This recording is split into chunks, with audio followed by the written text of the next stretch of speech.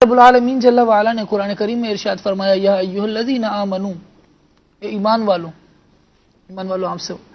آپ سے بات ہے، آپ سے کلام ہے. یا ایھا الذین آمنو انما الخمر والمیسر والانصاب والازلام رجس. یہ جو شراب ہے نا، اس کے بارے میں بھی یہ لفظ ارشاد فرمایا گیا، رجس، یہ ناپاک ہے، من عمل الشیطان، شیطان کے کاموں میں سے ہے، فاجتنبوہ، اس سے بچو، اس کو چھوڑ دو، اس سے اجتناب کرو. ہمارا رب ہم جانتے ہیں کہ وہ ہم پر رحم و کرم فرمانے والا ہے، ہمیں معلوم ہے اور ہمیں اس کا بالکل ادراک ہے کہ ہماری ماں سے بڑھ کر ہم پر مہربان ہے.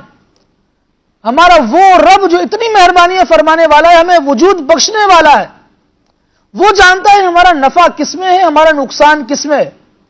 جب وہ ارشاد فرما دے فاجتنبوہ، اس کو چھوڑ دو، تو بندہ مومن اپنے رب العالمین کی بارگاہ میں یہ عرض نہ کرے لبیک مولا میں حاضر ہوں، تو نے حکم فرمایا چھوڑ دو، میں چھوڑ دوں گا، میں نے چھوڑ دیا، آج کے بعد میں نے شراب نہیں پینی، میں توبہ کرتا ہوں.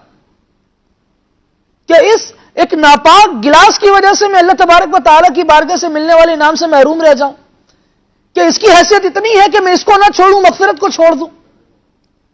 کہ اتنی ویلیو رکھتی ہے شراب میری زندگی میں؟ نہیں، میرے اپنے مجھ سے چھوٹ رہے ہیں، میرے رب کی طرف سے ملنے والے مغفرت کے، رحمتوں کے، عطاؤں کے پروانے مجھ سے چھوٹ رہے ہیں، میں ان کو کیوں جانے دوں یار؟ جو ناپاک ہے اس کو چھوڑو. اللہ تبارک و تعالیٰ پاک ہے، پاکی کو پسند فرماتا ہے، میں ناپاکی کو چھوڑ کر اپنے رب کی بارگاہ کی طرف آؤں گا. میں یہ نیت کر لوں کہ میں اپنے رب العالمین جل وعلا کو راضی کروں گا. یقین کیجیے اللہ تبارک و تعالیٰ کو راضی کرنے کے لیے آگے بڑھیں گے، بندہ اللہ تبارک و تعالیٰ کی رحمت کے لیے ایک قدم بڑھتا ہے، ایک ہاتھ بڑھے تو رب العالمین جل وعلا کی رحمت فوراً اس کی طرف متوجہ ہوتی ہے. کوئی چل کر جائے رب العالمین جل وعلا کی رحمت دوڑتے ہوئے آتی ہے.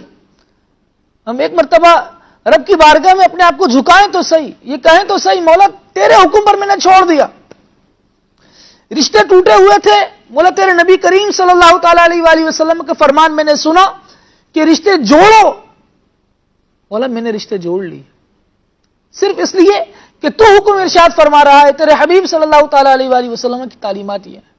اپنے رب کی طرف رجوع لائیں. رب العالمین جل وعلا ہم سب کو اپنی بارگاہ میں رجوع لانے کی توفیق عطا فرمائے. مدنی چینل کے ناظرین، مغفرت سے محروم رہ جانا کوئی ہلکی بات نہیں ہے.